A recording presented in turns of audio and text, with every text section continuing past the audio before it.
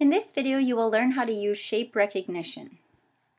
Shape recognition is really fun if you're in the middle of a lesson and a kid's up at the board and they're drawing something and you want that to be more concrete, or maybe even you're drawing something and it's not perfectly how you wanted it and you want something to be, the shape to be more recognized. So let me show you. Let's say you're working with a pen on your board and you draw a square.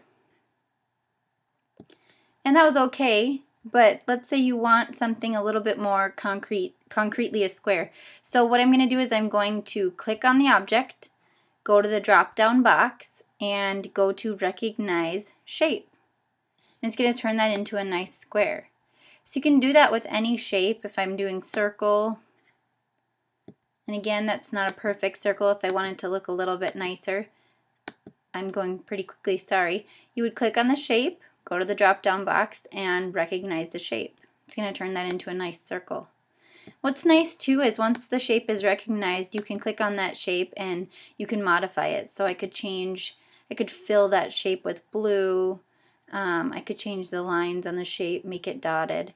So once it's recognized as a shape, you can really do a lot with modifying. It'll even recognize things like a star. It's not going to turn it into a perfect star, but if we go to Recognize Shape, it's going to make everything just a little straighter. And I can even modify again. I could change the line color, fill the shape in.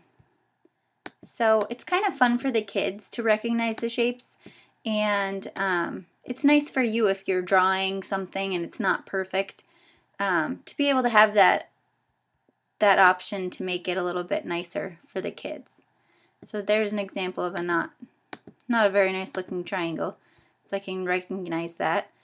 And again, it doesn't always make it that much more beautiful, but it does allow you to then modify it and fill it and change it how you want to. So that is recognizing shapes or shape recognition.